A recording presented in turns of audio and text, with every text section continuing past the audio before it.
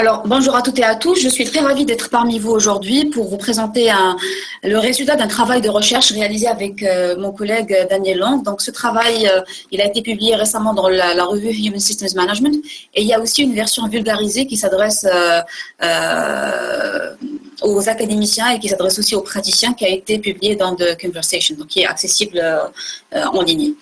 Alors, ce travail, l'idée de ce travail, elle a émergé vraiment d'un besoin qu'on a identifié au niveau de l'école.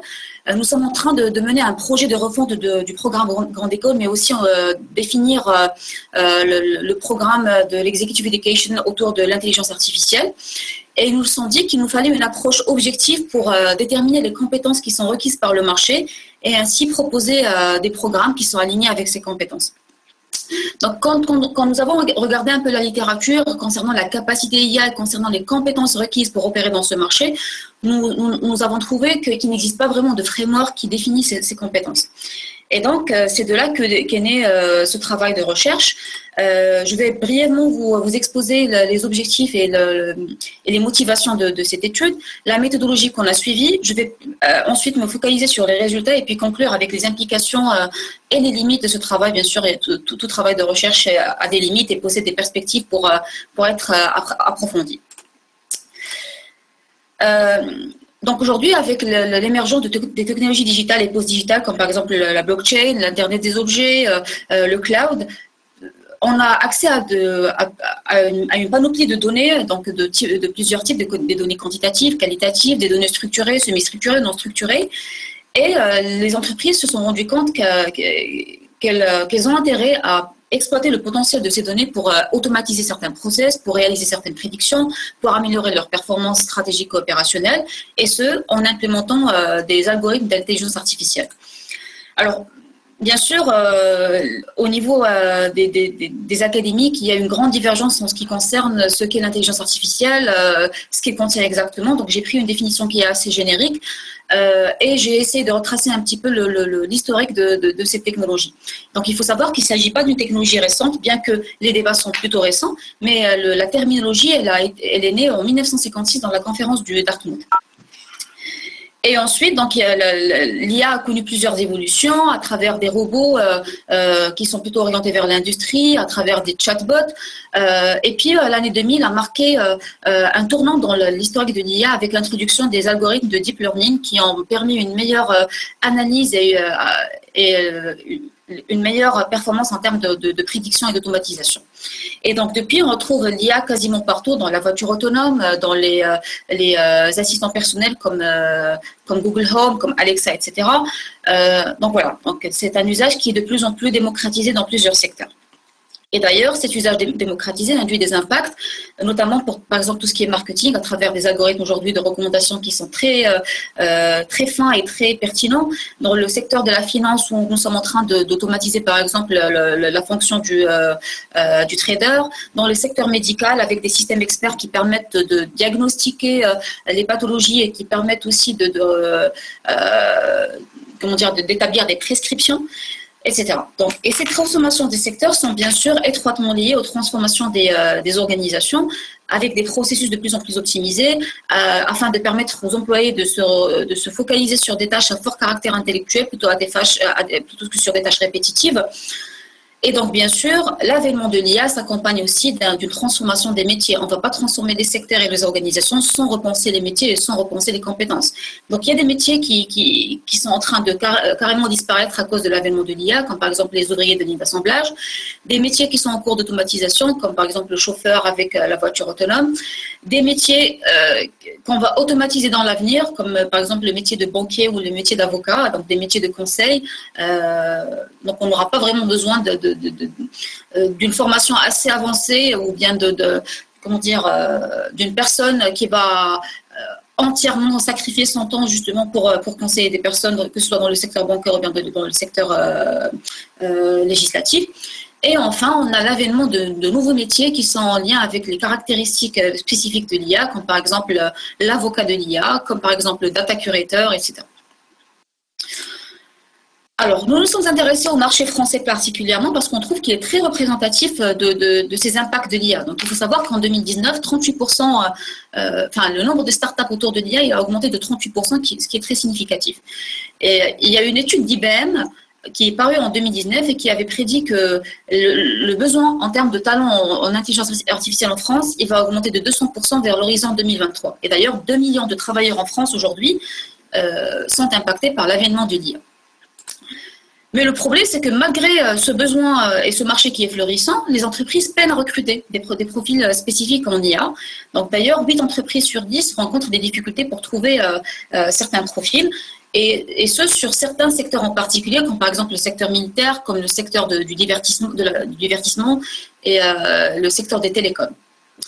Et donc, on s'est posé la question, pourtant, il existe quand même une panoplie de formations académiques qui sont centrées sur l'IA, que ce soit dans les écoles d'ingénieurs, dans les écoles de commerce, dans les universités. Il existe aussi une pluralité de partenariats académiques avec des institutions de renommée qui ont proposé des programmes en IA, comme Harvard, comme Oxford, etc. Et pourtant, le marché peine à recruter. D'où la question qui a émergé, est-ce qu'effectivement les formations qui sont proposées sont alignées avec les besoins du marché en termes de compétences liées à l'IA? Et déjà, pour répondre à cette question, il faut tout d'abord identifier ces compétences. Donc, la compréhension aujourd'hui au niveau de la littérature concernant les compétences de l'IA reste très limitée. Donc, d'où une première sous-question à laquelle on a voulu répondre. Et puis ensuite, nous voulions confronter ces compétences requises par le marché avec les contenus des formations académiques pour identifier les gaps et proposer des plans d'action afin d'améliorer les contenus des formations. Alors, pour cela, nous avons collecté 2 ensembles de données, des données relatives aux offres de formation. Donc, nous sommes intéressés plutôt aux écoles d'ingénieurs et aux écoles de commerce. On s'est appuyé sur le classement du Figaro. Nous avons téléchargé tous les brochures des parcours spécialisés en IA, mais aussi les syllabes des cours en dehors des parcours spécialisés, afin de les analyser par la suite avec du Natural Language Processing. Le deuxième ensemble de données concerne les offres d'emploi et donc là nous sommes appuyés sur le site Indeed. Donc nous avons établi un script avec Python pour scraper le contenu du site et nous avons extrait environ 280 offres sur 3 mois. En fait, nous avons remarqué que les entreprises ont tendance à reposter à peu près la même offre tous les 1 à 3 mois et du coup il était assez significatif pour nous de limiter notre recherche sur un horizon de 3 mois. Alors, pour analyser ces données, tout d'abord, nous avons tout traduit parce qu'il y avait certaines offres d'emploi qui étaient en français, certaines brochures de formation qui étaient en français. Donc, pour avoir une analyse cohérente, nous avons utilisé un traducteur qui s'appuie sur les réseaux de neurones. Et ensuite, nous avons analysé ces documents avec du text mining, avec du Natural Language Processing. Ce qui nous a permis tout d'abord de catégoriser les métiers, donc à travers les titres des offres d'emploi, mais aussi de catégoriser les compétences à travers aussi une analyse qualitative, interprétative supplémentaire à cet algorithme de NLP. Et enfin, donc bien sûr, le NLP possède certaines limites et il est toujours nécessaire de passer par du post-processing humain afin de pallier les limites du NLP. Alors, premier résultat, c'est tout d'abord une catégorisation des métiers de l'IA. Donc là, les pourcentages sont plutôt relatifs à la fréquence de ce métier dans les offres d'emploi. Et bien sûr, les métiers de data scientist et data analyst sont ceux qui reviennent le plus souvent. Mais le problème, c'est que les entreprises peinent à recruter surtout sur les autres métiers, comme par exemple AI engineer, comme par exemple data quality engineer. Donc voilà, c'est sur ces métiers qu'il existe aujourd'hui des gaps dans le marché. Deuxième résultat, c'est une confrontation entre les offres d'emploi et les offres de formation concernant la nature et le niveau de formation. Et là, nous avons conclu qu'il existait un équilibre en fait entre le niveau de formation requis et le niveau de formation proposé, qui est souvent un niveau master dans d'ailleurs 85% des cas. Et aussi en termes de la nature de formation. Donc, sans grande surprise, 77% des offres d'emploi sont plutôt orientées vers des profils techniques. Très peu d'offres d'emploi demandent une double compétence ingénieur-manager. Du côté des offres de formation, le résultat qui a vraiment attiré notre attention, c'est le fait que 45% quand même des écoles de commerce aujourd'hui proposent des cours qui ne font pas partie des cursus spécialisés, mais des cours un peu transversaux. Ce qui peut s'expliquer par le fait que ces écoles souhaitent favoriser l'intégration de leurs diplômés dans des entreprises où l'IA devient de plus en plus démocratisée. Et donc, ces diplômés ont besoin de se familiariser avec le jargon de l'IA, avec des use cases et pouvoir dialoguer par la suite avec les différentes parties prenantes qui utilisent l'IA. Autre résultat, c'est bien sûr, et pas des moindres, c'est les compétences requises par le marché. Et donc là, à travers l'analyse NLP, et aussi à travers la catégorisation qualitative que nous avions fait sous Envivo, nous avons établi 3 grandes catégories de compétences. Donc des compétences techniques, des soft skills et des compétences interdisciplinaires. Dans les compétences techniques, il y a plusieurs sous-catégories. Bien sûr, celle qui revient le plus souvent, c'est le langage de programmation, avec Python qui est le plus demandé. Il y a aussi des compétences en lien avec tout ce qui est data science, bien sûr, avec l'avènement des algorithmes de deep learning, aussi l'usage de la RPA dans le secteur de la finance, dans le secteur de l'assurance. Troisième sous-catégorie, c'est les autres technologies, et ça c'est très important à signaler, puisqu'il existe quand même une interconnexion entre l'IA et les autres technologies digitales et post-digitales, comme l'Internet des objets, comme la blockchain, comme le cloud. Et aujourd'hui, dans les offres d'emploi, il est souvent demandé à ce que le candidat maîtrise à la fois l'IA, mais aussi les technologies digitales parallèles. Une autre catégorie importante qu'on a retrouvée, c'est les outils, la maîtrise des outils et le fait de posséder des certifications, donc des certifications pas seulement techniques, mais aussi des certifications méthodologiques, comme tout ce qui est design thinking, utile. Et enfin, la dernière sous-catégorie de techniques concerne tout ce qui est compétences techniques parallèles, comme par exemple tout ce qui est modélisation, recherche opérationnelle, optimisation, théorie des graphes, etc. Nous avons aussi retrouvé certaines offres d'emploi qui demandent des compétences en termes de fabrication additive, et c'est surtout le cas des offres d'emploi orientées industrie. Deuxième catégorie des compétences, c'est des compétences soft skills, bien sûr. Donc là, on va retrouver vraiment une pluralité de compétences relatives au mode opératoire, dans l'agilité, la prise d'initiative, l'esprit d'équipe, bien sûr. Et une autre compétence qui fait partie des soft skills, c'est bien sûr le contexte international. Déjà avec la maîtrise de plusieurs langues, dans l'anglais qui va arriver en tête, mais aussi le fait d'être mobile à l'international, puisque le marché de l'IA a une envergure plus internationale que nationale. Et enfin, donc la troisième catégorie des compétences, c'est des compétences interdisciplinaires, avec des connaissances sectorielles, notamment pour des secteurs spécifiques comme par exemple la banque assurance ou bien le militaire, puisque ces secteurs-là requièrent des compétences particulières et une compréhension particulière de l'usage de l'IA avec les clients potentiels. Deuxième sous-catégorie, c'est les sciences humaines et sociales, typiquement la gestion de projets, tout ce qui est relatif à la transformation digitale et à la conduite du changement, mais aussi une dimension qui est très importante, c'est les connaissances en termes d'éthique et des réglementations, notamment avec l'avènement de la RGPD. Et enfin, et c'est aussi quelque chose qui nous a surpris, puisqu'il y a des entreprises qui demandent des compétences en termes de recherche scientifique, justement pour pouvoir mobiliser l'état de l'art, pour pouvoir essayer de comprendre les outputs académiques qui sont relatifs à une technologie récente, mais aussi pour pouvoir participer à cette démarche de transfert et de valorisation des missions et des projets réalisés au sein d'entreprises pour alimenter les connaissances académiques. Alors ici, j'ai juste mis la fréquence des mots-clés qui reviennent, et donc là, sans grande surprise, on va retrouver les compétences techniques qui sont les plus fréquemment demandées, suivies par les soft skills et enfin les compétences interdisciplinaires. Alors, en termes de gap entre les offres de formation et les offres d'emploi, c'est un petit diagramme radar qui permet d'établir un état des lieux concernant le gap qui existe. Alors, sur la partie compétences techniques, donc là, clairement, les offres de formation couvrent a priori tout le spectre des compétences techniques requises par le marché d'emploi, si ce n'est que pour les outils et certifications qu'on va voir plus tard.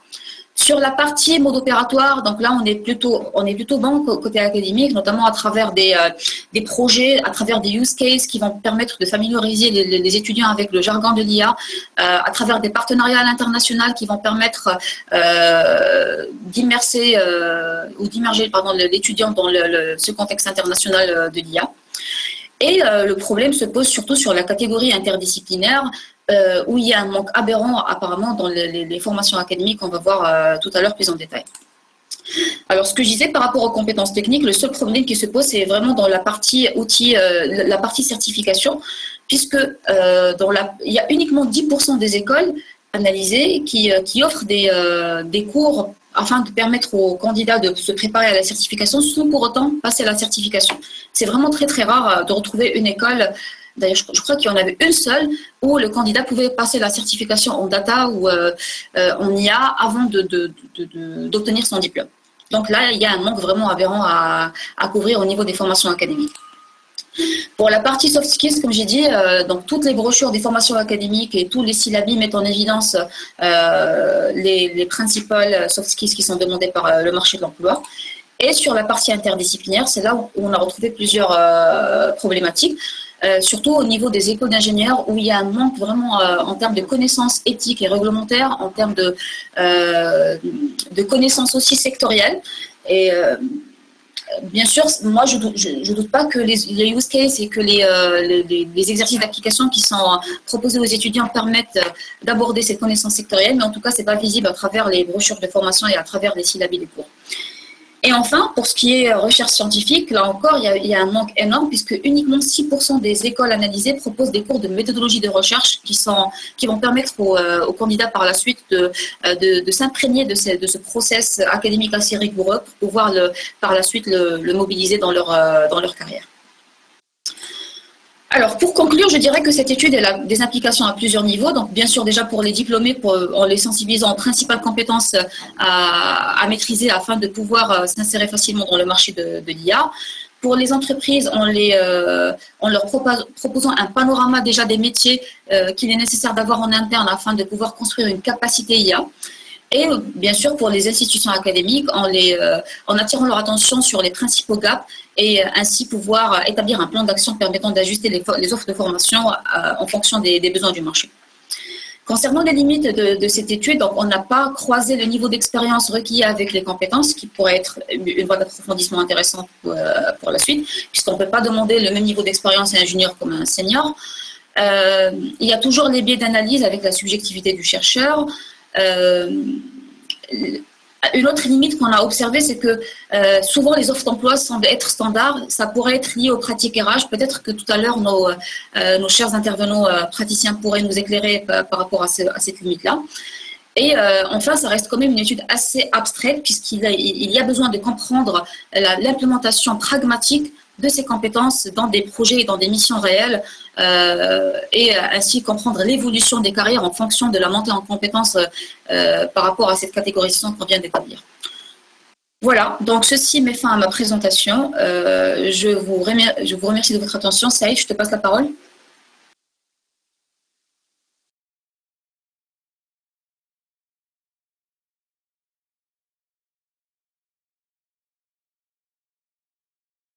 Saïd, je ne sais pas si tu es toujours là, je ne t'entends pas. Je suis là, j'essaie d'activer ma caméra. D'accord. Voilà. Merci, merci Lamia. Désolé pour ce contretemps. Alors, on va passer à la présentation suivante. On prendra toutes les questions à la fin. Donc, je vais donner la parole à M. Ala Gouja, donc Senior Data Consultant à Deloitte.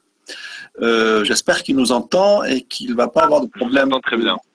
Ok, c'est à vous. Alors, je me demande, est-ce que j'ai la main sur les slides ou pas? Je ne sais pas, essayez pour voir. Là c'est bon, vous l'avez, oui. Oui, là c'est bon, c'est parfait. Écoutez, bonjour à tous, merci pour ce moment d'échange que franchement je trouve très important de partager ces informations-là avec les futurs collaborateurs sur le marché. Je me présente rapidement, hein, je m'appelle Ala Gouja, senior consultant dans les équipes Risk Advisory de Deloitte France, plus précisément dans le département Data and Analytics. Et ce que je vais essayer de vulgariser aujourd'hui, de vous expliquer, c'est surtout notre point de vue au sein du département, du marché et quelles sont réellement ces compétences dont on a besoin pour mener à bien nos missions. Donc, je passe à la slide suivante. Je vais évidemment obligé de vous décrire très rapidement les équipes de Deloitte, ce qu'on fait et comme je vous ai dit, hein, dans un deuxième temps, on va parler des profils que nous recherchons et ensuite on fera un rapide récap de tout ça. Donc, qui sommes-nous? Pour ceux qui ne connaissent pas Deloitte, on est un cabinet d'audit et de conseil. On vient de fêter nos 186 ans d'existence cette année. On est évidemment présent sur tous les continents, presque dans tous les pays du monde. On est la première marque mondiale des services aux entreprises. Et finalement, cette slide, ce que je veux vraiment appuyer dessus, c'est que notre image de marque, c'est avant tout nos consultants. Donc, on est un cabinet qui est ouvert sur le monde, avec énormément de diversité. Rien que dans mon équipe, je pense on est une 60aine de collaborateurs avec plus d'une 12aine de nationalités différentes. Notre objectif en termes de recrutement, c'est toujours recruter les profils les plus performants, même si j'aime pas trop ce mot, mais j'ai envie de dire c'est les éléments marquants qu'on rencontre. Et en général, personnellement, après bientôt 4 ans d'expérience ici, je trouve que l'environnement ici est assez propice au développement personnel des consultants et aussi on est relativement dans une bonne ambiance, en tout cas pour mon équipe, c'est vraiment comme une petite famille. Donc je vais un peu plus du coup vous parler de mon équipe et de ce qu'on fait en termes de data. Nous on est du coup au sein d'une équipe que j'ai présentée tout à l'heure, ça s'appelle Data and Analytics. Je vais précisément un peu rentrer en zoom sur la Data Factory. Donc c'est un sous-ensemble des 60 consultants dont je vous ai parlé tout à l'heure, on est spécialisé sur tout ce qui est lié à la data. On travaille sur des données, on touche un peu de tout en fait. On fait de l'analytics, donc des sujets un peu plus d'analyse de la donnée pour en extraire des informations, mieux la structurer, valider qu'elle est conforme aux réglementations. Je pourrais vous citer rapidement une mission où on a dû intervenir dans un cadre très légal, juridique, où une entreprise est soupçonnée de faire de la fraude via des remises exceptionnelles qu'elle ferait à un fournisseur. Donc il faut analyser toutes ces ventes durant une année, sortir finalement très axé data visualisation pour à la fin aussi monter un dossier qu'on va donner devant les juges pour qu'ils puissent statuer sur est-ce qu'il y a réellement fraude ou est-ce que ça respecte la réglementation. On intervient sur tout ce qui est gouvernance dans une entreprise. En fait, on essaye de répondre à la question est-ce que cette entreprise-là maîtrise sa donnée. La réponse c'est souvent en proposant des solutions technologiques, des architectures un peu différentes, un peu de réglementation et de, j'ai envie de dire, de façon de travailler, du change management à ce niveau-là. Évidemment, la partie entre guillemets la plus sexy, c'est tout ce qui est use case, data science ou machine learning, on va dire, donc des devs en mode MLOps. Et un sujet neuf dont tu as parlé un peu, Lamia, mais nous on le voit d'une autre manière, c'est l'éthique. Et surtout, en fait, là, quand je parle d'éthique, je parle de l'éthique des modèles qu'on développe et l'explicabilité de l'IA. Et ça, c'est une notion qui commence à arriver petit à petit sur le marché, parce que c'est bien beau de vendre une prestation pour développer un modèle de machine learning, mais que au bout d'1 an, on a du mal à expliquer le comportement, ou que même pas au bout d'1 an, au bout d'une semaine, les métiers se posent des questions. C'est assez intéressant en fait de se dire que on est capable d'expliquer pourquoi il y a un tel biais, pourquoi en fait même s'il n'y a pas de biais, pourquoi ça se comporte de telle manière, et expliquer les décisions des modèles. Le tout évidemment se fait grâce au sein d'une équipe jeune et dynamique de data scientists, de data engineers, d'experts métiers. On s'appuie énormément sur nos partenaires technologiques. Je peux en citer un, c'est Dataiku, par exemple. Je peux en citer d'autres, Amazon Web Services, Google Cloud, etc. On a des solutions entre guillemets clés en main qu'on développe de plus en plus et qu'on commercialise de plus en plus. On a nos POC qu'on a fait, et évidemment notre présence sur le marché, nos connaissances un peu des métiers différents et la capacité surtout à mobiliser notre réseau à travers le monde pour récupérer des expertises, des idées de ce qui se fait chez Deloitte Allemagne ou Deloitte Inde, etc. Si je passe à la slide suivante, c'est là que je commence à parler des choses que je pense vous intéressent vraiment un peu plus, c'est les profils que nous recherchons. Je me suis en fait appuyé sur les recherches qu'a fait Lamia, j'ai lu les articles, je tiens à féliciter le travail que vous avez effectué. Et en fait, ça m'a fait poser des questions et je suis du coup allé sur notre site d'offres d'emploi qui est deloitterecrute.fr pour retrouver une offre d'emploi qui correspond à mon équipe. Et comme l'a dit Lamia, c'est vrai que très souvent les entreprises, et nous on en fait partie, on met en place des offres entre guillemets un peu standards tous les 3 mois pour plusieurs raisons. La principale, c'est notre visibilité. On n'aimerait pas que une personne qui finit ses études et qui est à la recherche d'un emploi file chez un concurrent et du coup, si son profil évidemment est excellent et nous intéresse, donc on est toujours en mode lecture de CV, en mode recherche de consultants parce que aussi notre modèle économique se base sur le fait de recruter plus pour faire plus de missions. Donc c'est vrai qu'il y a une part de vérité du fait qu'on a des offres d'emploi qui se ressemblent souvent.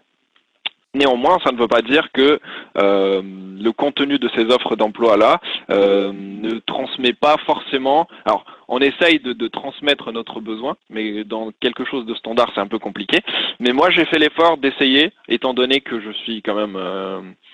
interne entre guillemets et que alors précision, les offres d'emploi sont rédigées par nos RH, donc par des ressources humaines qui ne sont pas techniques, et moi étant donné que je suis technique, c'est en fait nos équipes, nos managers, nos directeurs qui vont communiquer aux RH nos besoins. Elles vont rédiger les offres d'emploi, qu'elles soumettent à validation par nos directeurs et qu'ensuite elles mettent en place sur le site. J'ai pris cette offre-là, alors consultant, senior consultant, analytics, IA, data scientist. Et j'ai essayé de la décomposer en fait 3 points. Oups, voilà. Donc, on voit bien qu'on cherche un consultant. Et pour moi, ça, c'est déjà une compétence. C'est déjà une compétence et on va essayer d'expliquer tout ça petit à petit avec les slides qui vont arriver. Mais on cherche aussi quelqu'un qui touche à l'analytics, à l'IA et à la data science. Si on prend les descriptions de l'offre, on remarquera, enfin moi je fais le lien entre certaines de ces phrases avec la compétence par exemple analytics, ce que j'ai mis en jaune. C'est-à-dire que la compétence que nous on considère comme étant analytics, ça veut dire qu'on cherche quelqu'un grosso modo qui est capable d'explorer la donnée en profondeur, qui est capable de faire des contrôles analytics, donc des analyses assez approfondies, qui pourraient en gros en fait, là, l'aspect analytique, c'est surtout dire, voici une réglementation, est-ce que tu peux vérifier que les data respectent cette réglementation-là. Inversement, je peux dire, je peux faire de l'analytics dans un domaine, par exemple, financier, dans le sens où j'ai des ventes, j'aimerais bien que sur tous les SI, tu fasses un calcul sur ces ventes-là, donc sur les data de ces SI-là, pour valider qu'elles correspondent au total que j'ai de l'autre côté, par exemple, en comptabilité. L'aspect que moi j'adore et sur lequel j'aimerais appuyer énormément, et ça fait partie d'un des points qu'a soulevé Lamia, c'est par rapport aux certifications, c'est la data visualisation. On ne demande pas forcément que les jeunes soient certifiés sur un outil de data vis, mais c'est bien qu'ils en aient fait auparavant et qu'ils aient une idée, parce que la data visualisation, et moi étant donné que évidemment j'ai fait, par exemple pour ma part, j'ai fait l'IMT Lille, on n'en a pas beaucoup fait. Pourtant, c'est quelque chose de très intéressant parce que la data visualisation, il y a des théories sur les graphiques, sur quel graphe exprime telle chose le mieux, etc. Et ça, c'est quelque chose, bon, j'avais pas noté de le dire, mais maintenant que ça me passe par la tête, je préfère le dire. C'est quelque chose de très important parce que ça permet de vulgariser les idées. Le deuxième point, c'est tout ce qui est data science. Ce que nous, on essaye d'exprimer avec ce mot, c'est vraiment la connaissance ou le package, le bagage technique des collaborateurs qu'on recherche en termes de réellement machine learning. C'est-à-dire qu'on cherche des gens qui ont des connaissances sur les modèles, qui connaissent qu'est-ce que c'est la différence entre un arbre de décision et j'en sais rien, une régression linéaire, comment utiliser les hyperparamètres, qu'est-ce qu'une descente de gradient, etc. Donc c'est vraiment ça qu'on recherche quand on dit quelqu'un qui est un peu data scientist. La partie la plus intéressante, et c'est là qu'on se dirige de plus en plus, c'est l'IA. Alors, je sais que en fait les termes ne sont pas forcément tout le temps bien utilisés, ils sont pas forcément tout le temps bien définis non plus. Mais nous, quand on dit on cherche quelqu'un qui fait de l'IA, c'est pas forcément tout le temps, on pense pas forcément tout le temps à celui qui va nous développer un robot de reconnaissance faciale ou quelqu'un qui va j'en sais rien moi, faire un classifieur de mails hyper intelligent. Ce que nous, on veut réellement par le terme IA, c'est que quelqu'un qui puisse nous donner une solution, pas juste POC, donc une solution qu'on pourra mettre en production à la fin. Parce que c'est ce qu'on recherche de plus en plus. Le marché étant, comme l'a dit Lamia, il y a beaucoup de startups, beaucoup de jeunes entreprises, beaucoup de profils aussi de personnes qui ont juste fait de la modélisation. Mais en fait, nous, ce qu'on souhaite, c'est prendre ce modèle et le mettre en production chez nos clients et qu'on puisse vraiment rajouter de la valeur de bout en bout et que ce modèle-là soit effectivement au cœur de ce qu'on appelle notre pipeline de travail chez ce client-là, mais qu'il ne soit pas uniquement le seul atout, qu'on puisse implémenter ce modèle-là dans une chaîne, dans un process et que ça puisse donner de la valeur et que nous, on puisse aussi accompagner nos clients de bout en bout. Et du coup, j'ai décidé de vous donner un exemple en fait d'une mission qu'on effectue chez un client et du coup de vous démontrer comment ces compétences-là qu'on a identifiées sur l'offre d'emploi se traduisent du coup dans nos travaux de tous les jours. Là, c'est un use case qu'on a mis chez un client. Alors j'ai pris un use case assez complexe, mais pas non plus trop complexe pour qu'on puisse le comprendre ensemble. J'aurais pu juste vous donner un truc dans la fraude ou dans le risque, mais ça demande c'est très simple, mais là j'ai vraiment voulu aller vous montrer un truc qui va de bout en bout.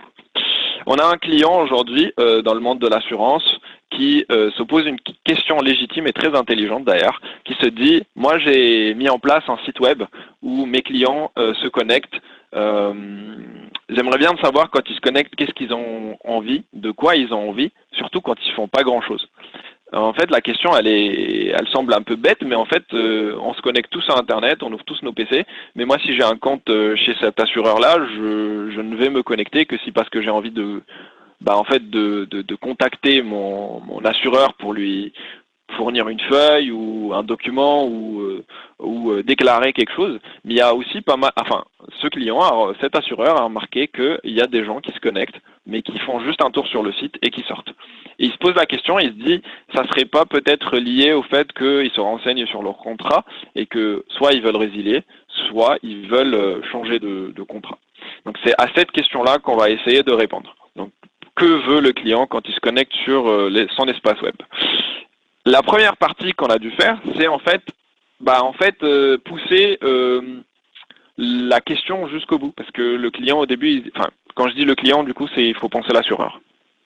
Si vous se positionnez dans notre position à nous, Deloitte, qui fournissons un service à ce client qui est l'assureur. Donc on discute avec lui, on fait des ateliers, on essaye de comprendre par exemple quel est le taux de résiliation chez eux, quel composant, quelle page se retrouve sur le site web. Donc il y a cette partie-là de venez, on se pose avec le client sur une table et on discute avec les différents métiers. C'est le business framework. Ça correspond grosso modo à la compréhension du besoin et ça correspond aussi à la compétence consultant.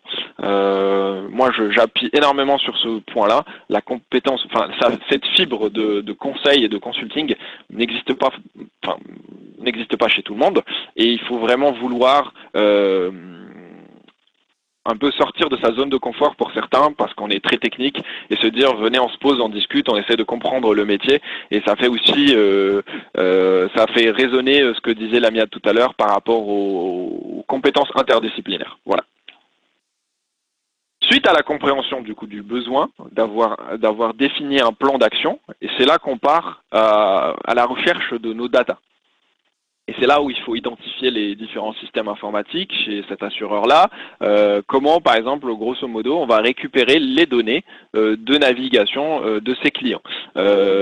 Est-ce que les données de navigation des clients vont suffire? Dans notre cas, non, parce qu'il faut les relier avec les données contractuelles, en gros, de nos clients. Et c'est là où on rentre dans l'aspect data engineering, parce que il va falloir récupérer ces données-là des différents systèmes et les parser, donc les nettoyer, prendre que ce qui nous intéresse, faire des calculs pour vérifier que la donnée est plutôt clean, intelligible, dont on aura réellement besoin ou pas. Et tout ça, en fait, pour moi, c'est lié à la compétence analytique dont on a parlé tout à l'heure, c'est-à-dire l'identification de la donnée, sa compréhension surtout, et l'identification des points importants qu'on souhaiterait récupérer sur cette donnée-là. J'avance et là on arrive dans la partie intéressante. Donc on se dit, le client se demande que font les gens quand ils se connectent sur son site. On a récupéré les données, venez on fait du modeling. Et là je vais vous le dire clairement, hein, par exemple la première version qu'on a fait chez ce client-là, c'est on s'est dit, venez on crée un modèle qui va voir si le client va résilier son contrat ou pas. Donc on a développé un modèle et c'est là on fait appel du coup à la compétence data science du consultant qu'on va recruter. J'appuie évidemment sur les points tels que l'évaluation du modèle, l'explicabilité de ce modèle-là, qui est un point qui revient beaucoup de fois, très souvent en ce moment avec les clients, c'est qu'ils ne veulent plus avoir une boîte noire qu'on leur dit voilà notre modèle il est performant à 95%, c'est très bien, pourquoi ? Il se pose toujours la question, surtout que dans la vraie vie, il y a toujours des cas particuliers qu'il faudra expliquer, que le modèle en fait finalement, que le modèle n'a pas cette capacité, le modèle tel quel tout seul ne peut pas expliquer sa décision. Voilà, c'est ce que j'ai envie de vous dire. Et là, on rentre dans la partie la plus intéressante. Parce que généralement, sur le marché, beaucoup d'entreprises ou beaucoup de boîtes de conseil, nous on en fait partie, il y a longtemps en tout cas, s'arrêter à cette étape-là. C'est-à-dire, on va discuter ensemble, on va comprendre votre problématique, on va récupérer les données, on va vous faire un modèle, merci, au revoir. Ce qu'on essaye de faire, nous, de plus en plus, c'est de mettre en place un système de monitoring qui est lié de fait à l'explicabilité du modèle, à son évaluation. Mais ce monitoring-là va monitorer en fait tout un pipeline qui est intégré, qui fait partie entière du système du client. Parce qu'on part en production. Et là, j'appuie énormément sur la compétence IA, que j'ai cité dans la slide précédente, où on veut avoir des gens qui sont capables d'imaginer ou de réfléchir à comment mettre en place ce modèle-là dans les process du client et que ça soit vraiment une partie... en fait, c'est pas juste une bifurcation sur le process, mais ça fait vraiment partie du modèle. Donc là, on a développé, par exemple, notre modèle de détection de résiliation ou pas. On le met en production. Et comment on le met en production dans ce cas précis ? En fait, ça envoie des alertes. C'est-à-dire que lorsque on identifie qu'une navigation peut ou semble avoir pour but je vais le refaire la phrase. Si on identifie qu'une personne a navigué sur le site dans le but de résilier ou de comprendre quelles sont les clauses de résiliation de son contrat, on envoie une alerte à un agent. L'agent va prendre son téléphone, va appeler le client final, il va lui dire « Bonjour monsieur, est-ce que vous êtes... il semblerait que vous ne soyez pas satisfait par notre offre, qu'est-ce qui ne va pas ?» Et donc là, on passe dans l'action. En fait, on met en place un système, c'est comme ça qu'on l'a pensé aussi dès le début, c'est pour ça que j'ai remis business à la fin, parce qu'on a discuté avec les métiers pour mettre en place des process leur permettant, en fonction de ce que notre modèle a détecté, de contacter leurs clients, de voir qu'est-ce qui va pas. Donc là, on est vraiment dans l'action. Et c'est pour ça que j'appuie énormément, en fait. Tout cet enchaînement-là est lié à des compétences différentes, mais qu'il faut avoir pour avoir au final quelque chose qui puisse aller en prod et dont le client peut réellement à la fin bénéficier. Donc, je résume le use case très rapidement. Un assureur se demande que font ses clients quand ils se connectent sur leur site web. Nous, on a récolté les informations, les datas sur les différents systèmes. On a développé un modèle dans un premier temps qui va détecter si le comportement des clients finaux, c'est plus de la résiliation, l'envie de résilier ou pas. Lorsqu'on identifie qu'il y a cette envie-là, ça déclenche automatiquement un message qui sera envoyé à un agent. L'agent va prendre son téléphone, va appeler le client final, va lui dire « Monsieur, on croit que vous allez résilier, qu'est-ce qui ne va pas? Et là, on fait une boucle parce que avec le monitoring qu'on met en place, on peut surveiller des taux, on peut du coup quantifier les choses, et c'est là que ça devient plus intéressant que juste développer un modèle. Il y a un aspect dont j'ai pas parlé et qui est très important aussi, c'est comment mettre en place un système lié à ce modèle-là qui le mette à jour dès qu'on remarque que les comportements changent, que le site peut-être change, donc il faudra changer le modèle sans avoir de gros impacts sur la production. Voilà, j'espère que c'était clair. On pourra en discuter évidemment à la fin de tout ça. Moi, ce que je voulais aussi vous parler, c'est du coup imaginons que nous on recrute pour refaire cette mission-là chez quelqu'un. J'ai envie de vous dire, si la personne, enfin, généralement, c'est ce qui se passe, c'est pas forcément que pour cette mission-là. Généralement, on cherche quelqu'un qui a de bonnes connaissances en data, et là, on inclut réellement les langages de programmation qui sont très connotés data, donc Python et R, et que cette personne ait déjà travaillé dessus. On cherche évidemment des gens aussi qui puissent, qui aient des connaissances en tout ce qui est data science, en machine learning, mais aussi cette notion d'organisation de bases de données, parce que les bases de données, il y en a partout, dans toutes les entreprises, et c'est vraiment très important de comprendre comment ça marche, parce que en fait, si on comprend pas, on va perdre du temps pendant une semaine à apprendre du SQL, à comprendre les architectures. C'est très important de le connaître un peu. Il y a beaucoup de littérature qui explique ça. Moi, personnellement, j'en ai pas réellement fait de bout en bout quand j'étais en études, mais il m'a suffi de lire un livre pendant un cours et j'ai compris la théorie. Et la partie GitLab, ou GitHub, donc en gros le fait d'avoir travaillé en mode collaboratif, je pense que c'est très important pour quelqu'un qui fait du développement. C'est ce qu'on appelle un package minimum. Ça ne veut pas dire que si vous ne connaissez pas des bases de données qu'on ne va pas vous prendre, mais ça veut dire que en fait c'est des compétences classiques qu'on retrouve chez beaucoup de gens qui postulent pour la data science, et c'est un peu le minimum qu'on recherche. Là où ça devient un peu plus intéressant, quand on voit ça sur un CV, c'est tout ce qui est big data, par exemple. Il faut savoir qu'en France, on est plus confronté en tout cas nous, on a été plus confronté à des missions qui vont de bout en bout, comme je vous ai montré avant, mais qui sont plus dans un environnement big data que juste normal, en fait. Je sais pas c'est quoi l'inverse, mais en gros, les outils derrière, c'est vraiment des outils de big data avec des clusters, parce que la donnée, elle est immense. En tout cas, nous, c'est ce qu'on essaie de faire de plus en plus aussi. Du coup, ce qui vient avec, en fait, c'est tous les outils d'orchestration de tâches, tels que Luigi ou Airflow. Les plus, c'est vraiment en fait d'avoir un peu touché à du cloud. Pour être transparent, par exemple, quand moi j'étais dans mes études, j'en ai pas fait, mais c'est intéressant d'avoir lu un peu rapidement, en tout cas, ou d'avoir vu l'utilité de ces outils-là qui sont très performants, ou d'avoir touché à des outils tels que DataIQ, ou SAS, parce que il y a des versions un peu gratos sur Internet que vous pouvez utiliser ou un peu découvrir. On ne demande pas forcément que vous soyez certifié, mais si vous l'êtes, c'est vraiment un plus. Du coup, c'est quoi le profil type? Et je vais conclure avec ce point-là. En fait, j'ai remarqué que c'est quand même assez difficile de rédiger une offre d'emploi. Il y a des choses qui sont un peu abstraites à noter, et d'autres qui sont plus ce que j'ai appelé abstrait et formulable, donc des choses qu'on peut facilement écrire sur du papier. On va commencer en fait par le diplôme. On recherche évidemment des écoles d'ingénieurs, de commerce. Nous, on vise ce qu'on appelle dans les grilles les écoles A+A.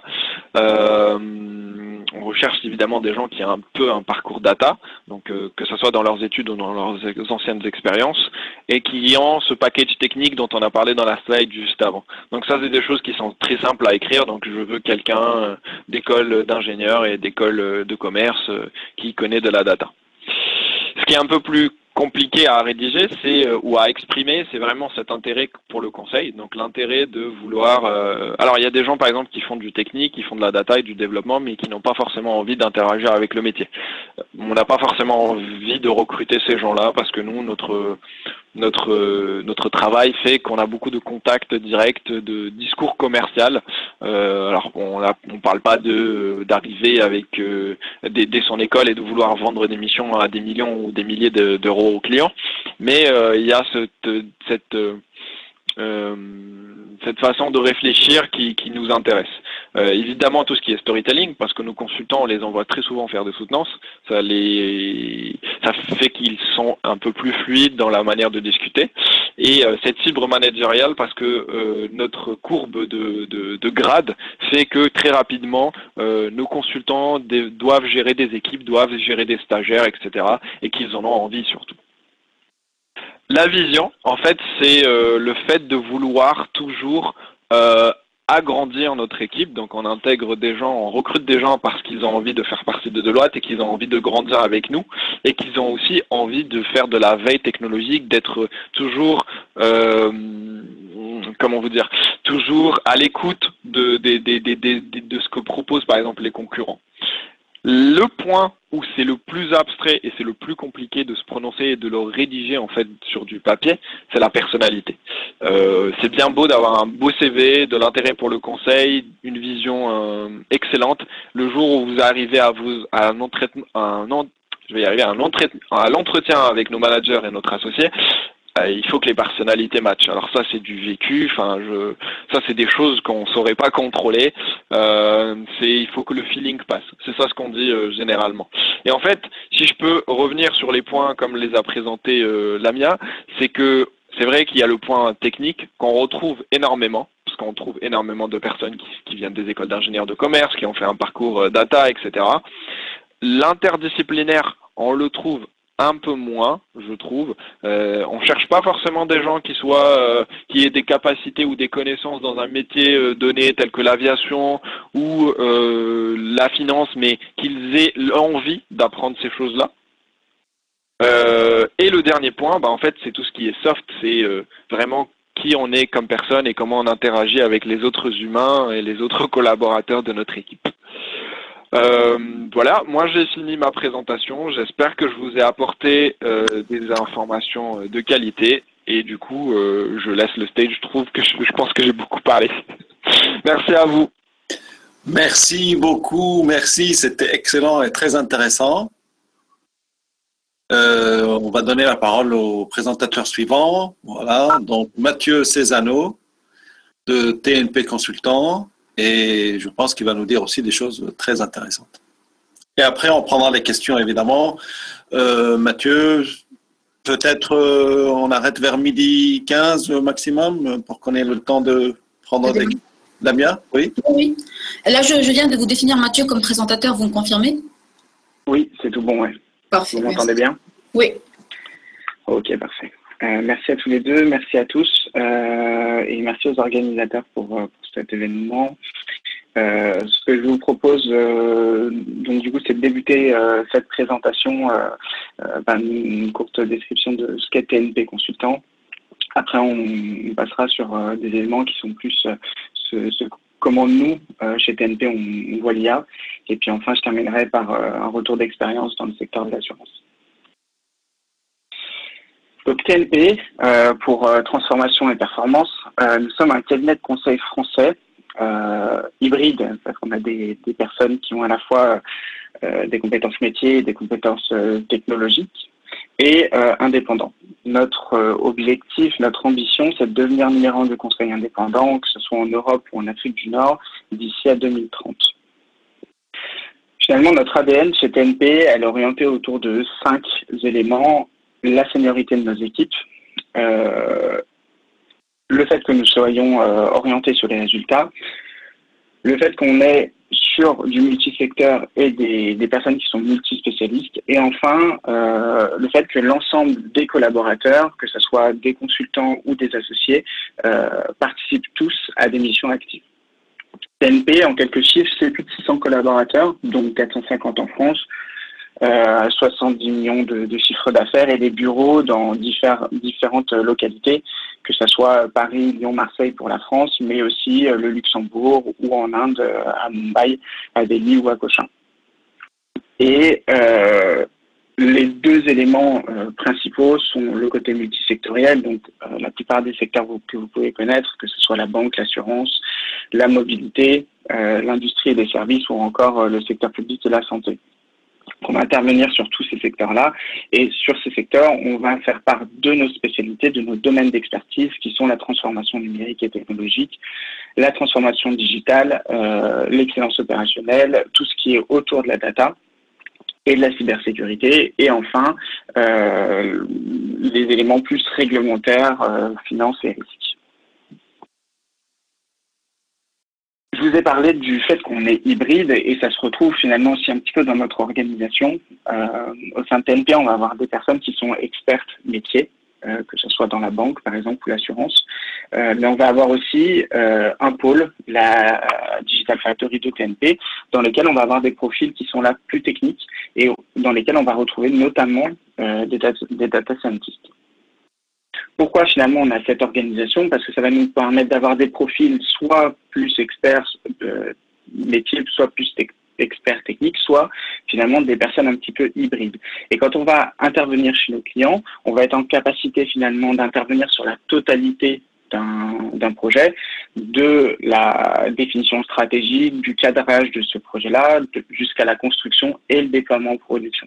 Donc, on va être vraiment sur une prestation de bout en bout, avec la possibilité soit de mettre une personne hybride sur la totalité du projet, soit faire intervenir de manière ponctuelle un expert pour faire avancer le projet.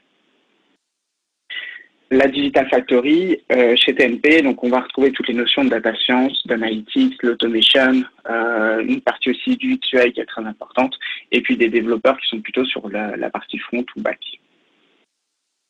Je ne vais pas vous en dire plus sur TNP pour essayer de faire rapide.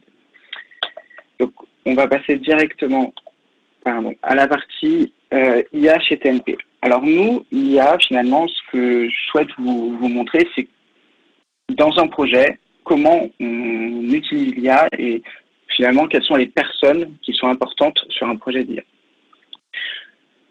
Pour nous, le principal, c'est d'avoir un binôme assez fort qui est le business analyst, qu'on peut aussi comparer un petit peu à un architecte pour comprendre le besoin, l'analyser, challenger le besoin du métier, mais être aussi en capacité de le formaliser, de vulgariser les éléments qui sont peut-être plus techniques ou piloter les développements, la réalisation et à la fin, tester ou valider ce qui a été produit.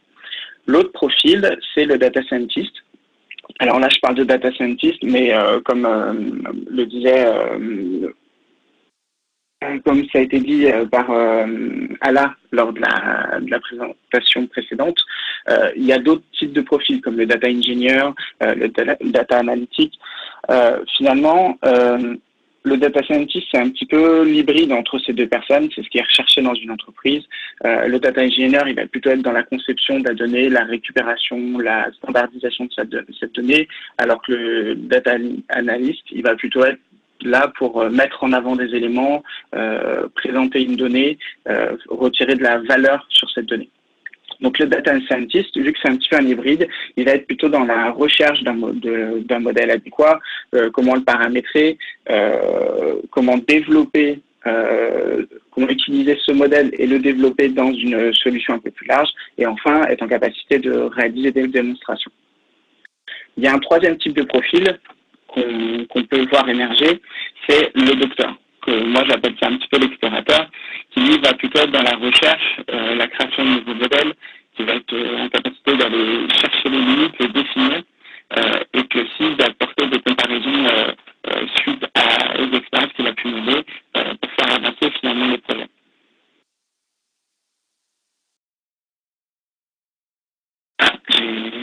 Vous entendez bien?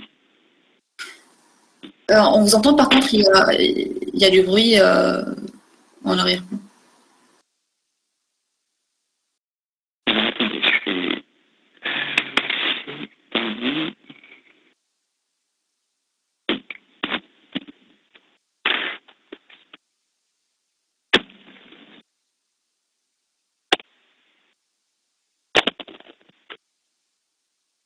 Est-ce que vous m'entendez mieux comme ça? C'est un peu mieux, mais bon, c'est toujours la même chose, mais c'est un peu mieux quand même. Super.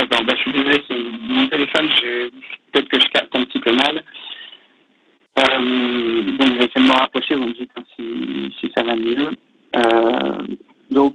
Finalement, dans un projet, on va avoir plusieurs personnes.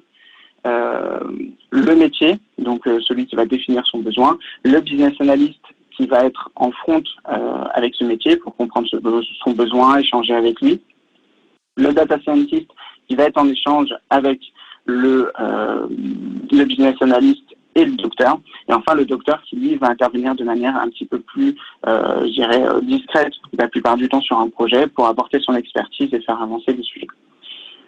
Il y a toute une autre partie des équipes, d'intervenants qu'il ne faut pas oublier sur un projet d'IA, c'est toutes les équipes connexes. Donc, que ce soit des équipes IT ou des fonctions support. J'ai nommé notamment tout ce qui est responsable de la sécurité, le DPO, les gens qui s'occupent de la production. Ça peut être aussi tous ceux qui gèrent les bases de données, les contrôles d'accès. Donc voilà, c'est tout un écosystème finalement dans lequel on va avoir ce binôme et accessoirement ce trinôme dans lesquels ils vont évoluer. Et ça va être très important que ces personnes travaillent toutes ensemble parce qu'un projet réussi, c'est un projet qui est utile et utilisé. Quand je dis utile, ça veut dire qu'il apporte une réelle valeur au métier. Et utilisé, c'est qu'on a mis à disposition du métier des éléments qui lui permettent au quotidien de tirer parti des développements qui ont été faits. Finalement, comme vous l'avez compris, c'est une activité qui nécessite des profils complets. Si on prend le business analyst, il y a toute une partie qui s'articule autour de la capacité d'écoute, d'adaptation, des capacités d'analyse, formalisation du besoin, mais il y a aussi tout ce qui est pilotage de projet, compétences rédactionnelles pour rédiger des spécifications, des user stories, et aussi un peu plus d'humain pour accompagner au changement les métiers qui parfois voient leur activité être complètement chamboulée. Côté data scientist, on va être plutôt sur de l'analyse et d'utilisation de la donnée. Le côté data science, forcément, des compétences de programmation, comme ça a été évoqué, de la business intelligence pour faire ressortir des données importantes, et enfin de la data visualisation, effectivement, pour mettre en avant cette donnée et la rendre visuelle pour que des décisions, par exemple, soient prises. Entre ces deux profils, il y a aussi des compétences finalement qui sont partagées. Et c'est pour ça qu'on a de temps en temps des offres qui peuvent être assez finalement génériques, parce qu'on va attendre aussi de ces personnes-là qu'elles soient en capacité de comprendre le besoin, que ce soit le besoin technique ou le besoin métier. Il va falloir des connaissances technologiques, donc que ce soit des méthodologies projet comme l'agilité, mais ça peut être aussi des méthodes de développement. Des connaissances techniques et technologiques, parce qu'on travaille dans des écosystèmes souvent qui sont complexes, avec potentiellement d'autres types d'applications, d'autres technologies. Donc ça peut être de la RPA, ça peut être des pages web, ça peut être des applications lourdes. Donc tout ça nécessite finalement d'avoir quand même certaines compétences pour pouvoir évoluer dans ce milieu-là. Et après, deux éléments importants, la rigueur, donc ça c'est pour tout ce qui est rédaction, pour permettre de pérenniser les développements et la documentation dans le futur, et la capacité de vulgarisation, c'est pour être en capacité finalement d'expliquer les développements, que ce soit pour le métier, mais aussi pour le business analyst, expliquer les besoins métiers aux data scientists. Finalement, pourquoi ces profils complets ils sont recherchés? Parce qu'il y a des attentes et des enjeux pour les entreprises.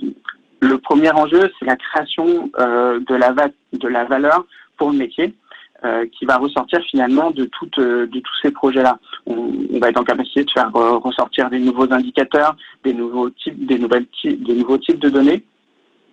On va être aussi en capacité de mettre en forme de la donnée, ce qui était peut-être pas le cas préalablement. Le deuxième point, c'est la digitalisation des données et donc des processus métiers.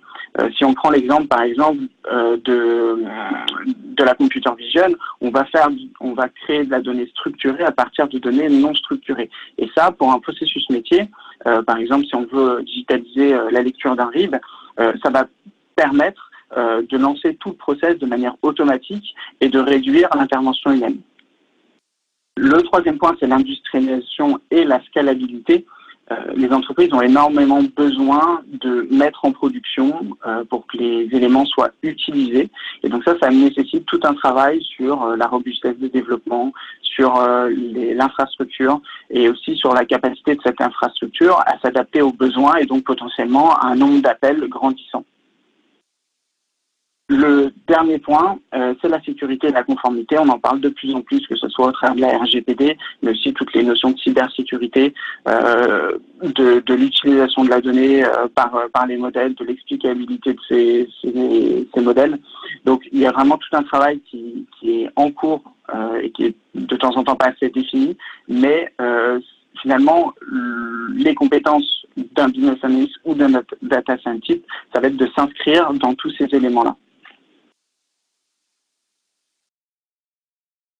Pour vous donner très rapidement des exemples de missions qui ont été faites au sein de la Digital Factory, là, je ne vais pas les parcourir, c'est pas l'intérêt, c'est juste pour vous montrer que finalement, nous, on va être en capacité d'intervenir sur tous les éléments. Je dirais, si on fait un focus 100% sur tout ce qui est IA data, on va être en capacité d'intervenir sur de la préparation de données, sur de la conception de modèles, sur leur évolution, sur la mise en place de bibliothèques et sur la valorisation de manière économique ou non économique des gains qui sont générés. Donc, on va attendre des personnes qu'on va recruter, finalement, qui soient en capacité d'adresser ces domaines-là. Je vous propose de passer sur un cas qui est peut-être plus concret, donc dans l'assurance. Pour vous donner un petit peu de contexte, en 2017, cet assureur a mis en production son premier modèle d'intelligence artificielle. Et suite à cette mise en production, ils ont mis en avant finalement quelques problématiques et spécificités qui sont liées à cette activité, notamment le fait qu'on doit utiliser des données qui sont pour la plupart non anonymisées, qu'on utilise des modèles et des algorithmes qui nécessitent de la puissance de calcul et de la mémoire, des contraintes de temps, parce que si on veut rapidement mettre en avant des résultats auprès du métier, il faut qu'on ait rapidement les environnements de R&D, et puis enfin la capacité de mettre des interfaces pour que ces modèles puissent communiquer avec l'ensemble du système d'information de l'entreprise. Donc nous, on a intervenu finalement pour mettre en œuvre une infrastructure permettant d'industrialiser les modèles d'IA.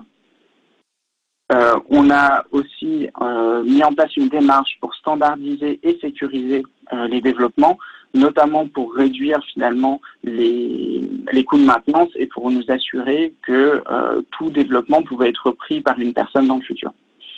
Et enfin, deux autres éléments, le fait de créer une offre de service, donc ça c'est vraiment pour répondre à l'ensemble des demandes métiers. Et le dernier point, assurer la promotion pour que l'ensemble des collaborateurs soient au courant finalement des éléments qui sont déjà à leur disposition ou de ce qu'on peut faire. Quels ont été les facteurs clés de réussite de cette mission? C'est le fait d'avoir mis une méthodologie axée sur l'amélioration continue, donc d'aller très rapidement sur un MVP, puis après progressivement d'ajouter des fonctionnalités, améliorer les performances. Le deuxième point, c'est d'avoir une infrastructure qui était adaptée aux besoins, robuste et scalable, qu'on a pu progressivement faire grandir. Le fait qu'on a utilisé des solutions qui sont open source, donc notamment pour réduire les coûts de licence, mais surtout pour être en capacité de faire à façon des développements et de faire évoluer toute l'infrastructure. Et enfin, le dernier point, c'est d'avoir intégré l'ensemble des parties prenantes pour mettre en place des processus qui répondent à ces contraintes et donc faciliter finalement le travail de chacun tout au long du projet. Pour vous donner quelques chiffres clés, finalement, c'est une plateforme de gestion de services d'IA, donc avec un catalogue de services, la capacité de récupérer la documentation fonctionnelle, la documentation technique, de suivre les exécutions qui ont été faites. C'est la possibilité d'avoir des environnements de R&D en moins de 3 jours et de déployer un outil en moins d'une semaine dès lors qu'il a été validé en développement. Des temps de réponse pour les services qui étaient inférieurs à 3 secondes. plus de 28 services d'IA qui ont été mis en production et ça représente, en début d'année du moins, ça représentait plus de 3 millions d'appels, principalement sur les 2 dernières années. Et enfin, la mise en place d'une plateforme de gestion de mail avec des services associés, 5 services qui traitaient en début d'année plus de 5000 mails mensuellement.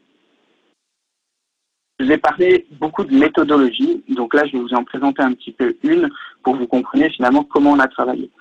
La première chose qu'on a mis en place, c'est une phase de découverte pour être en capacité, donc là c'est plutôt porté par le business analyst, d'analyser le besoin, le contexte et les objectifs du métier et surtout de sortir du pipe de l'équipe tous les projets qui ne seront pas voués à être développés parce que soit ce n'est pas faisable, soit parce que les délais sont trop courts.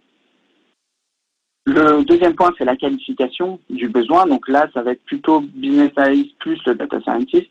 Là, l'objectif, c'est de vraiment faire une étude d'éligibilité plus poussée, de détailler le processus qui va être traité, d'effectuer un chiffrage et aussi de donner un planning. Ces éléments, en fait, ils vont permettre au métier de donner son go pour la poursuite du projet. Une fois que le go a été donné, on va passer sur une phase de préparation, donc que ça soit des environnements avec les librairies, etc., la récupération des premiers jeux de données et l'octroi, la validation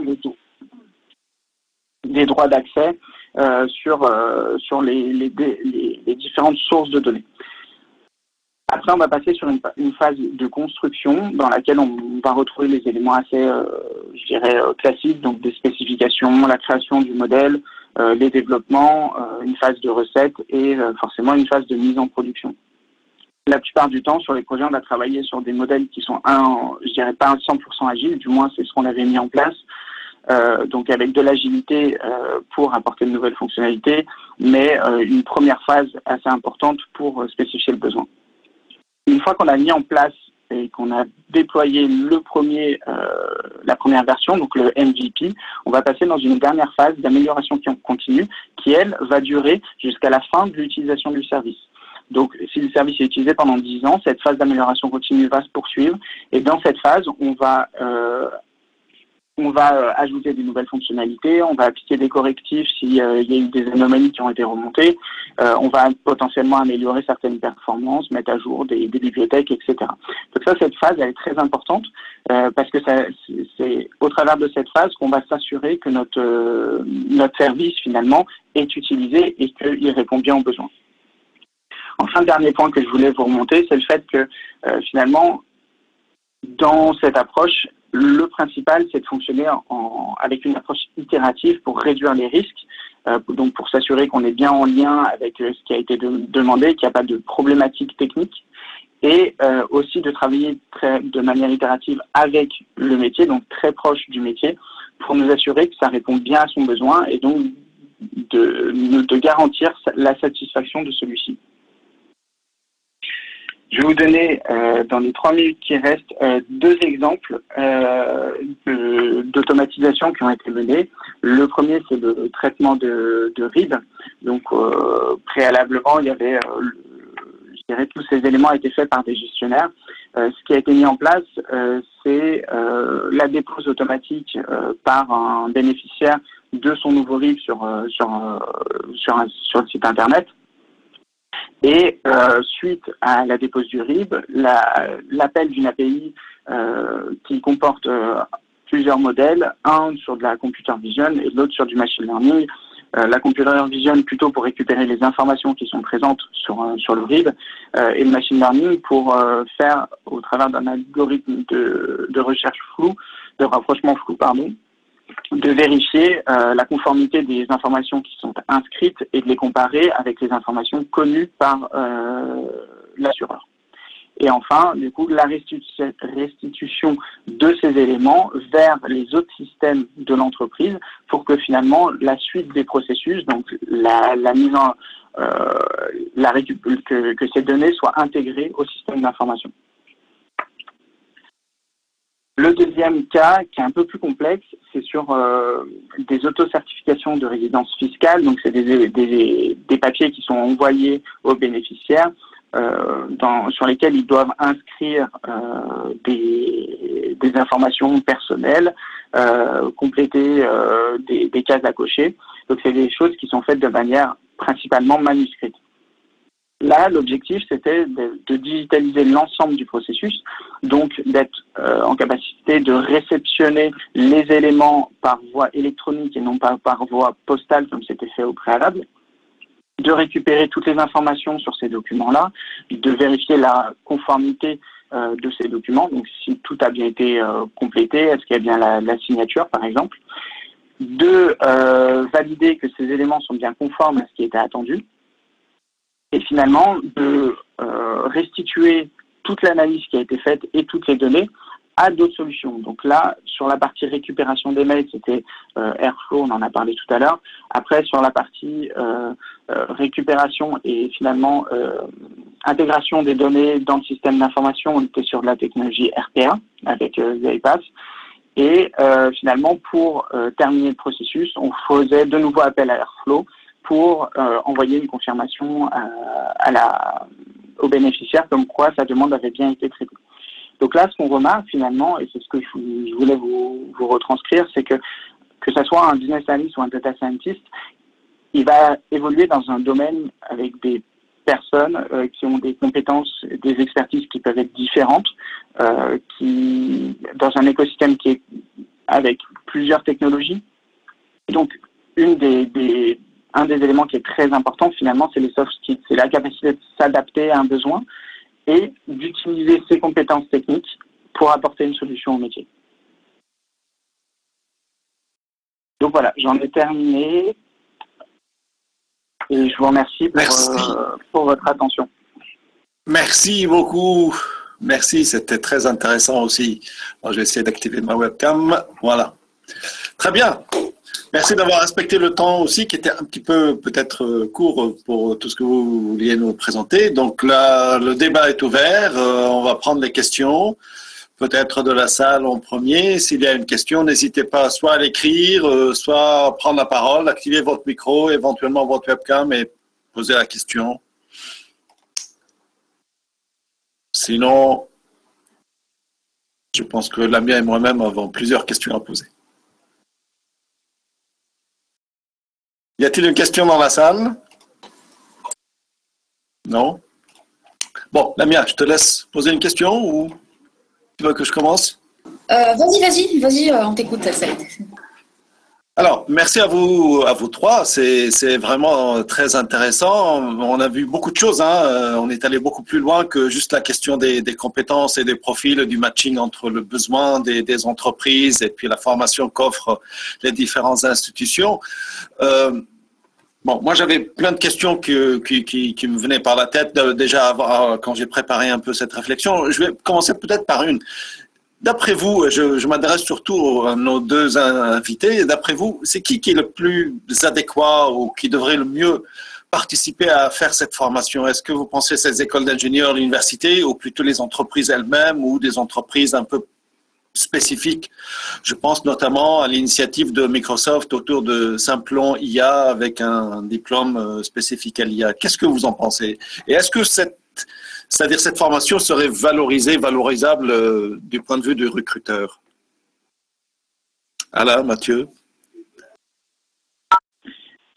Alors, je peux commencer. Vas-y Mathieu, vas-y. Non, vas-y, t'inquiète. Ok. Alors, ce qui est sûr de mon côté, c'est que le contact monde professionnel et université, école doit exister et doit se renforcer. Je pense qu'on est passé par des phases où cet éloignement-là n'a pas été forcément favorable aux étudiants ou aux diplômés. Moi, j'ai du mal par contre par les initiatives telles que vous les avez citées là, par exemple Microsoft, parce que Microsoft, au final, ce qu'elle veut en faisant ça, c'est une démarche commerciale avant tout, c'est se dire je vais former des gens à mes outils, comme ça je peux mieux vendre mes outils parce que j'aurai plus de gens qui sont certifiés, etc. derrière. C'est tout à leur honneur. Je pense que peut-être le fait que ça vienne d'un gros acteur technologique, ça ne soit un peu biaisé en termes d'intérêt, parce qu'au final, ce qu'ils peuvent présenter, c'est des concepts qui existent chez leurs concurrents ou chez d'autres entreprises, mais qui soient couverts par la couche Microsoft. D'accord. Est-ce que la certification Microsoft, la certification sur certains outils autres que l'IA n'est pas en soi déjà très valorisée? Pourquoi pas alors? Pourquoi pas eux qui donneraient un diplôme au lieu d'un certificat? Elle est valorisée parce que nous, ça nous donne une certaine légitimité quand on met un CV sur une proposition commerciale. C'est-à-dire que moi, par exemple, quand on me met sur un appel d'offres, on me dit que je suis certifié Google Cloud, par exemple, ça donne de la légitimité. Ça veut dire que moi, en fait, en face du client, c'est ma seule manière de valider que j'ai des connaissances sur ce sujet-là. C'est tout l'intérêt des diplômes. Hein. Tout le monde peut s'autoproclamer data scientist, mais s'il n'a pas un diplôme, enfin, tout le monde peut s'autoproclamer ingénieur. Il faut que des écoles valident qu'il ait un diplôme d'ingénieur. C'est un peu l'intérêt des certifications. En toute transparence, j'ai beaucoup de collègues qui ne sont pas ou encore certifiés ou qui ne souhaitent pas être certifiés, qui sont meilleurs que moi, hein, par exemple sur Google. Je sais pas. Je pense, moi personnellement, je suis très scolaire. Je trouve que le milieu des écoles d'ingénieurs est très bien, il est même excellent. Il faut juste l'améliorer un peu plus comme tous les autres milieux. Je ne pense pas qu'une entreprise privée doit récupérer ce que fait et ce que doit faire une école. D'accord. Moi, en tant que professeur d'école, je suis bien sûr d'accord avec vous. Mais ça rejoint un peu la remarque qui apparaissait dans l'étude de Lamia et Daniel Lang, c'est que la notion de certification. Et le besoin apparemment qui était sur le marché. C'est bien ça ce que vous avez trouvé sur les besoins du marché? Absolument. En fait, nous avions trouvé des offres d'emploi qui exigeaient, c'était préconisé, c'était pas une exigence, d'avoir une certification soit méthodologique, soit mathématique, soit sur un outil en particulier. Voilà. Et le problème, c'est que au niveau de l'école, cette dimension n'est pas prise en compte dans les formations. Ce qui peut s'expliquer d'ailleurs par ce qu'a dit Ala, par le fait que, on ne veut pas que d'autres institutions qui ne sont pas académiques prennent en charge ce process de formation qui devrait être plutôt adossé à des écoles. Et aussi, ça pourrait aussi s'expliquer par le fait qu'il y a une diversité d'outils et que finalement, on ne peut pas tout mettre dans les programmes. Voilà. Mais on avait effectivement déjà identifié le besoin en termes de certification et d'outils dans les offres d'emploi. J'ai vu qu'il y avait je ne sais pas si Mathieu, tu souhaites peut-être compléter? Oui, c'était juste pour m'embêter parce que je suis assez d'accord avec vous tous. Je pense que finalement l'école c'est fait pour nous apprendre à travailler dans un milieu, d'acquérir des compétences. Après les certifications, effectivement, dans certaines, si vraiment on veut se spécialiser dès le départ, c'est une bonne chose, ça sera valorisé sur le marché, il n'y a pas de problème. Par contre, moi, pour avoir travaillé, par exemple, chez l'assureur étroitement avec leur pôle où il y avait beaucoup de data scientists, la plupart ne se certifient que par la suite. Donc, je dirais que c'est aussi une notion de seniorité et que plus on va avancer dans sa carrière, plus finalement on va s'orienter sur des domaines qui sont peut-être plus spécifiques dans lesquels justement on va avoir besoin d'une certification ou parce qu'on va aller travailler dans un milieu dans lequel l'entreprise est 100% par exemple Microsoft. Effectivement, ça pourrait être intéressant en arrivant ou au préalable si on a la possibilité, mais de se former, de se certifier.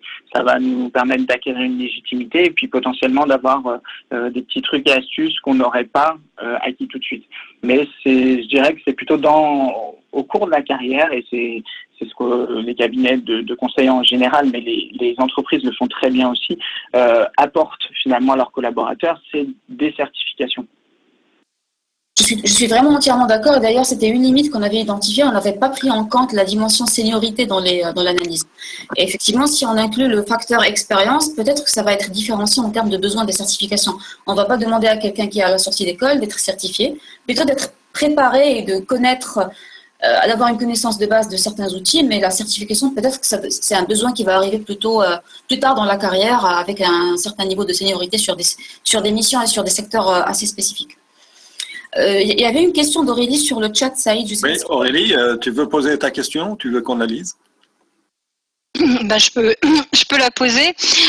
Bonjour à tous. Merci beaucoup pour ces trois présentations. Moi, j'ai trouvé que c'était très riche, très intéressant. Ça ouvre à toute une série de questionnements, hein, notamment sur le décalage qu'il peut y avoir entre ce que nous chercheurs on met derrière ce mot IA et ce qui est entendu comme étant IA dans la pratique. Mais je rentrerai pas dans ce débat-là. Mais c'est vrai que c'est très intéressant, hein, d'entendre les différents points de vue. Et je trouve que le travail qui a été fait par Lamia et Daniel de ce point de vue-là est assez éclairant. Je pense qu'il y aurait encore des choses à fouiller, hein, sur la confrontation entre les offres d'emploi et les formations, parce que je crois pas qu'on parle tout à fait le même langage.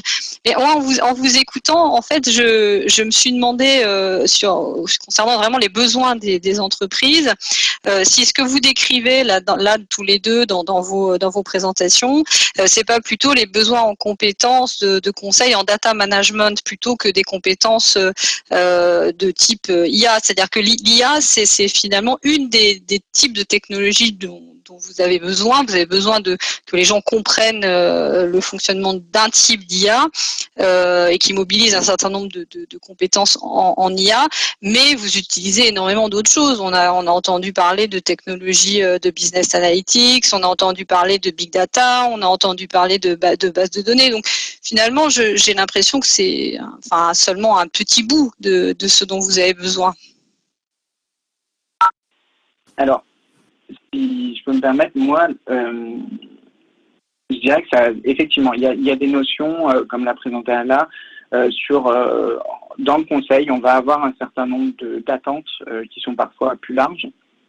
Après, moi, les data scientists, là, chez l'assureur dont je vous parlais, donc c'est des internes pour la grande majorité,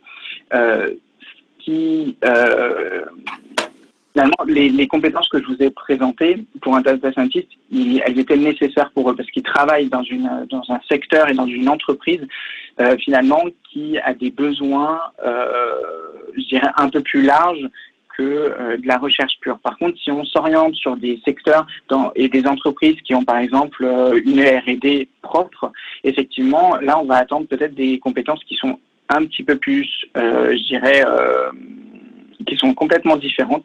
Peut-être pas totalement, mais qui sont assez différentes finalement et qui se rapprochent plus de ce qu'on va retrouver dans le côté universitaire que vous pouvez connaître. Donc en fait, ça va vraiment dépendre de l'organisation dans laquelle on va être. Et je pense que là, il était sur des organisations qui sont finalement un peu proches de celles dont je vous ai parlé, dans lesquelles il n'y a pas cette notion de R&D pure et propre en interne. Par contre, on a des équipes de data scientists qui doivent mettre en production des modèles d'intelligence artificielle. Oui, c'est ça. Donc, en fait, c'est deux catégories de métiers qui sont assez différents en réalité. C'est-à-dire que c'est toujours là autour de la maîtrise de ces technologies, mais c'est pas le même métier.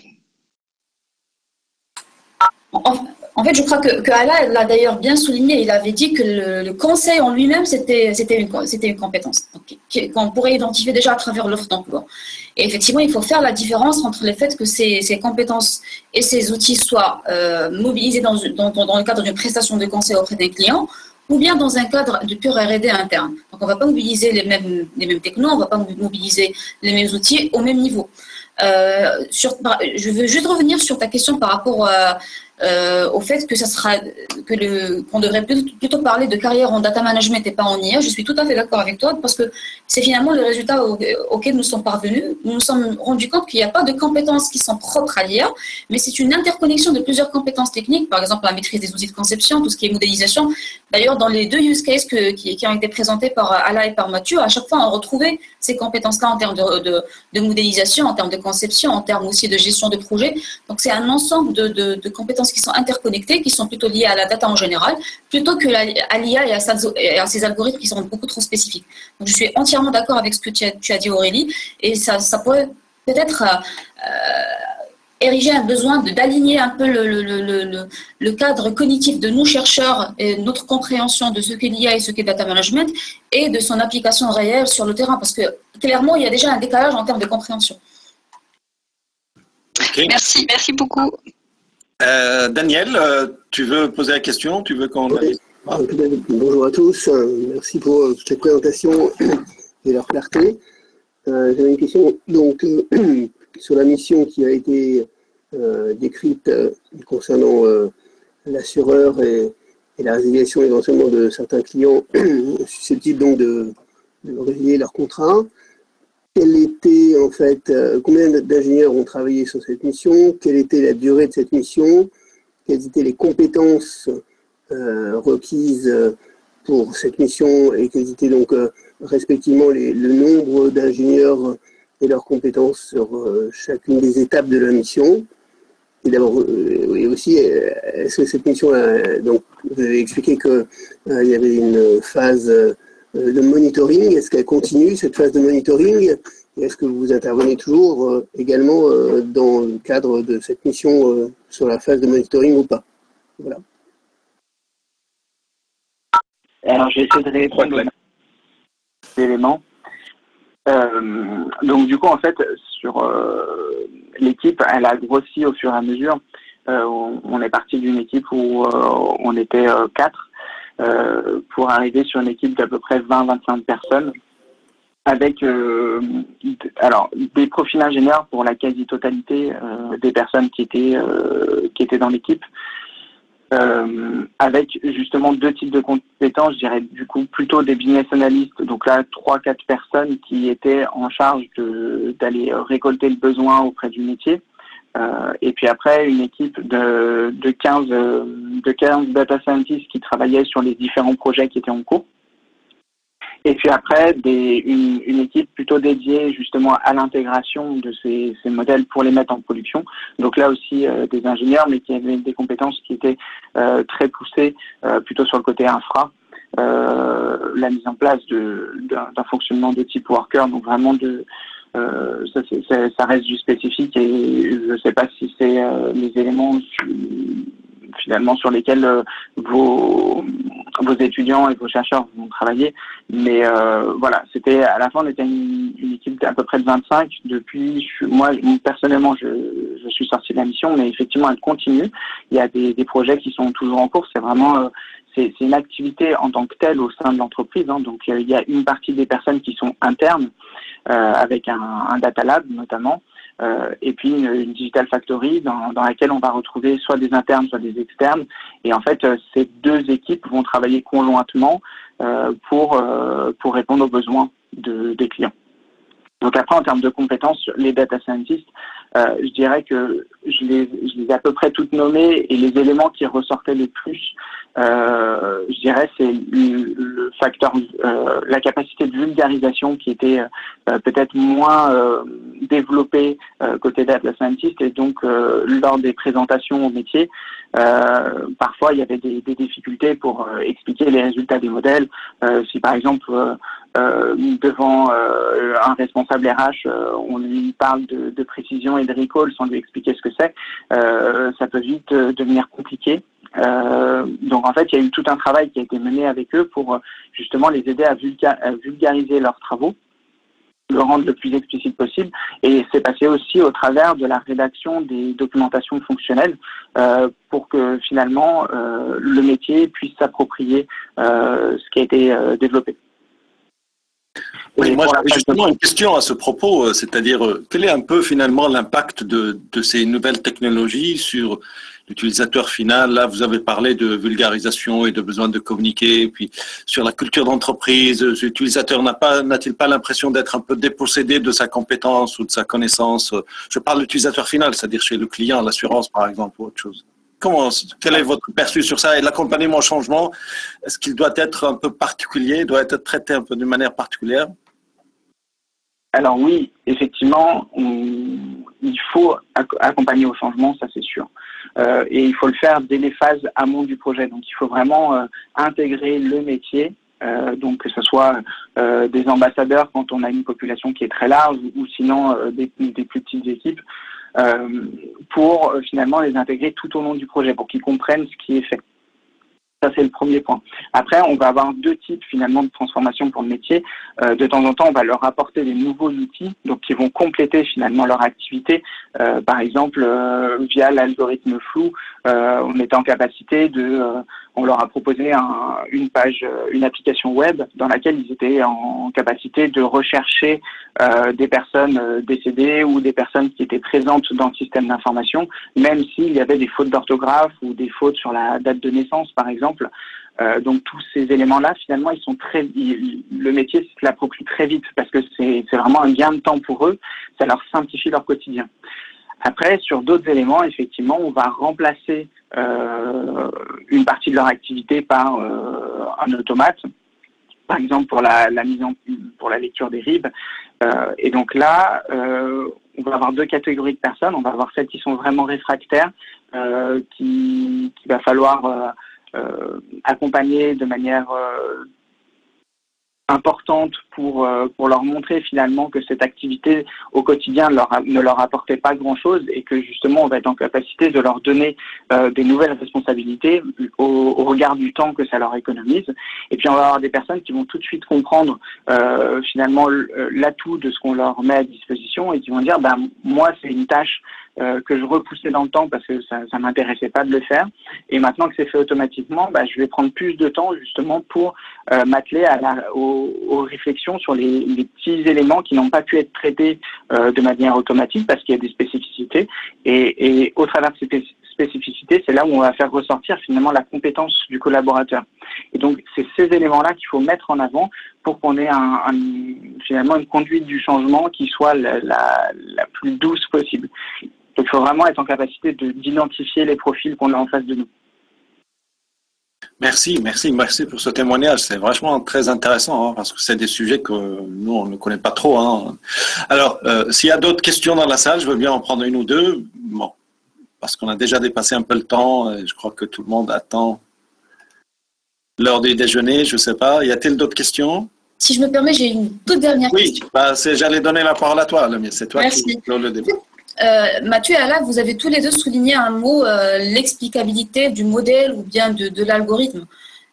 Moi, ce qui m'a interpellée, c'est que cette thématique d'explicabilité, ça ne revenait pas avant. Moi, typiquement, je connais des personnes qui travaillent dans les secteurs bancaires et qui, pour par exemple prédire des risques crédits à travers des algorithmes de scoring, elles n'avaient aucun problème à utiliser de l'IA, intégrer par exemple à SAS ou à d'autres outils. Et à aucun moment par le passé, donc là je parle il y a peut-être 6 ou 7 ans, on leur a demandé d'expliquer la boîte noire qui est derrière cette prédiction. Donc aujourd'hui, pourquoi les clients demandent plus d'informations sur l'explicabilité de l'algorithme, sur sa mobilisation par la suite, son apprentissage, etc. Qu'est-ce qui a fait ce changement de posture vis-à-vis de l'IA? Si je peux me permettre, je pense que en fait, la réponse est simple, c'est la juridiction. Les lois, aujourd'hui, on peut le voir par exemple au niveau européen, avec les lois sur la GDPR, etc.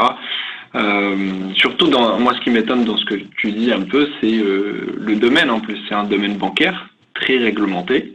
Je ne sais pas le cas dont tu parles, est-ce que c'est vraiment un modèle qui est déployé, qui est réellement utilisé à tous les niveaux dans cette banque. Normalement, en ce qui concerne les banques, les assurances, il y a un cadre réglementaire, il y a des audits qui se font et il y a cette notion d'écriture, de rédaction de cahiers pour expliquer les modèles. À l'ancienne, c'était des modèles mathématiques. Qu'on peut pas juste dire oui, j'ai fait un petit modèle de mon coin, dans mon bac à sable, voilà, il est comme ça et puis basta.